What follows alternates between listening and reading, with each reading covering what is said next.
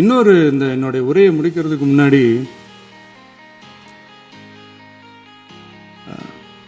போயிட்டாங்க, பேசலாமா? நிறைய உங்க கருத்துக்களை நீங்க முழுமையாக மன நிறைவோடு பேசலாம். டிவியில் பார்ப்போம். சரி, அதான் 5 நிமிஷம் பேசுனதுக்கே கொளத்தூரி இந்த ஆட்டம் அடிச்சு பேசுனா அப்புறம் என்ன பண்றது? கடைசியா நான் இந்த உரையை முடிக்கிறதுக்கு முன்னாடி ஒரு முக்கியமான ஒரு விஷயம் பத்தி சொல்லணும். ஆளுநர் உரை அன்னைக்கு இந்த தமிழ் தாய் வாழ்த்துக்கு அப்புறம் தேசிய கீதம் பாடினது தப்பு, தேசிய கீதம் 2 முறை பாடினது தப்பு, அப்படி ஒரு நிகழ்வு இதுக்கு முன்னாடி இந்த சட்டசபையில நடந்ததே கிடையாது, அந்த மரபையே மாத்திட்டீங்க, இப்படி ஒரு பெரிய ஒரு போர் மாதிரி எதிர்கட்சியை சார்ந்தவங்க எல்லாம் சொன்னாங்க இல்லையா? அந்த மாநில உரிமை போராளிகளை, அந்த மரபு காக்கிற உரிமை போராளிகளை ஒரே ஒரு கேள்விதான் கேட்கணும். 2021 ஆகஸ்ட் 2 ஞாபகம் இருக்கா? Centenary celebration of Tamil Nadu legislature. அந்த ஃபங்க்ஷன்ல நம்ம முன்னாள் முதலமைச்சர் கருணாநிதி அவர்களோட கலைஞர் அவர்களுடைய கலைஞர் அவர்களுடைய புகைப்படத்தை மாண்புமிகு குடியரசுத் தலைவர் திறந்து வைக்கிற ஒரு ஃபங்க்ஷன்.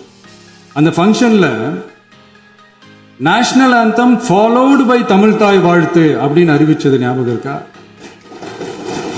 அதாவது தேசிய கீதத்துக்கு அப்புறமா 2வது முறையா, நோட் திஸ் பாயிண்ட் மாண்புமிகு பேரவைத் தலைவர் அவர்களே, பிளீஸ் நோட் திஸ் பாயிண்ட். தேசிய கீதத்துக்கு அப்புறம் 2வது முறையாக தமிழ் தாய் வாழ்த்து பாடப்படும் அப்படின்னு சொன்னது ஞாபகம் இருக்கா? அதுவும் முத்தமிழ் அறிஞர் அப்படின்னு சொல்ற நம்ம கலைஞர் அவர்களுடைய அந்த புகைப்படம் வெளியிட்டு விழாவில் அவர் இருந்த இதே சபையில தமிழ 2வது இடத்துக்கு தள்ளினது யாருன்னு ஞாபகம் இருக்கா?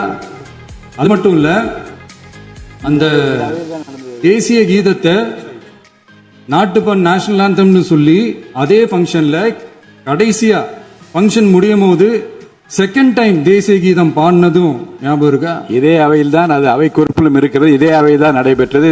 இந்த புக்க நேரத்தில் இந்த ஆதாரங்களை அளித்த மாண்பு முதல்வர்களுக்கு நன்றியை தெரிவித்துக் கொள்கிறேன். டவுட் இருந்தா இந்த புக்கை பார்த்து தெரிஞ்சுக்கலாம்.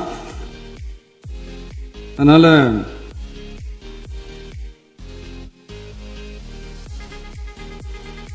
இதெல்லாம் கேட்டா என்ன சொல்லுவாங்கன்னா, அது ஜனாதிபதி கலந்துகிட்ட ஃபங்க்ஷன், அதெல்லாம் அப்படிதான், அதெல்லாம் கண்டுக்க கூடாது அப்படின்னு சொல்லுவாங்க. இதே மாதிரிதான் பேசுறது ஒண்ணு, செய்யறது ஒண்ணு, பேசுறது ஒண்ணு. இதெல்லாம் மக்கள் பார்த்துக்கிட்டு இருக்காங்க. எலெக்ஷனுக்கு முன்னாடி தான் அப்படி செஞ்சுக்கிட்டு இருந்தாங்க, இப்போ எலெக்ஷனுக்கு அப்புறம் அதே தான் செய்யறாங்க. இந்த விஜயையும் சாமானியர்களின் உண்மையான சமூக நீதி அரசையும் அவமானப்படுத்துறதுக்கு தான் அவங்களோட அந்த பொலிட்டிக்கல் சீனியாரிட்டி அது பயன்படுத்துது போல. சரி, செய்யட்டும், நல்லா செய்யட்டும். இப்போ ஆனாலும் நம்மளுடைய மாநில உரிமை, மொழி உரிமை, உத்தமபுத்திரர் போல வேஷம் போடுற எதிர்கட்சிக்கு ஒன்றை மட்டும் ஆணித்தரமாக சொல்றோம். உங்களை மாதிரி தமிழ்னு சொல்லிக்கிட்டு, மொழி, பண்பாடு, கலாச்சாரம்னு சொல்லிக்கிட்டு ரெட்டை வேஷம் போடுறவங்க நாங்க கிடையாது. உலகெங்கும் வாழும் என் தமிழ் சொந்தங்களுக்கு நம்முடைய உத்தரவாதம் தமிழ் தான் எங்க உயிர் நாடி அப்படின்றத மறக்க மாட்டோம். இப்பவும் சொல்றோம், மாநில உரிமையில எப்பவும் உறுதியா இருப்போம். அதே சமயத்துல அரசியல் வேற, ஒன்றிய மாநில அரசுகளுக்கு இடையே இருக்கிற நிர்வாக அணுகுமுறை வேற. இதுல நாங்க ரொம்ப தெளிவா இருக்கிறோம். அதனால எங்களுக்கு பாடம் எடுக்கிறதா நினைச்சுக்கிட்டு உங்க வேஷத்தை நீங்களே கொஞ்சம் கொஞ்சமா கலைச்சிக்கிட்டே வர்றீங்க, மறந்துடாதீங்க. அப்புறம் நேற்று எதிர்கட்சி தலைவர், மாண்புமிகு எதிர்கட்சி தலைவர் பேசும்போது நிறைய பேசினாங்க. அதுல ஒண்ணு மட்டும், அரசு சொல்றதா நினைச்சுக்கிட்டு நம்மளை இன்டைரக்டா ஈவில் அப்படின்ற அந்த வார்த்தையை யூஸ் பண்ணாங்க. எனக்கு ஒண்ணுதான் சொல்லணும்னு தோணுது. ஈவில்ஸ்னு டெவில்ஸ் பேசக்கூடாது.